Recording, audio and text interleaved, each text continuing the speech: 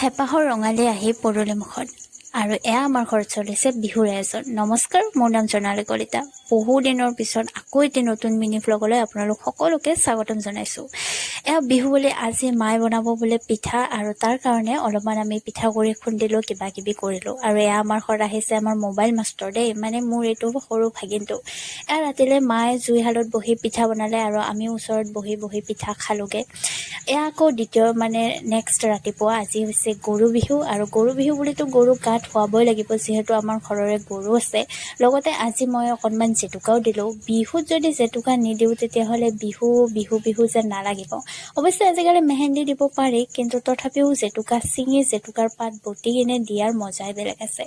আৰু এয়া সন্ধিয়া আমাৰ ইপিনে সন্ধিয়া এনেকৈ বিভিন্ন ধৰণৰ কিবা কিবি কাইট আনি কিনে থোপা জ্বলাই আৰু গৰুক এনেকৈ নতুন পঘা দিয়ে। বিভিন্ন ঠাইত চাগে ৰাতিপুৱাই কৰে, কিন্তু আমাৰ ইয়াতে এয়া সন্ধিয়া কৰে। আৰু এয়া আমাৰ ভাগিন।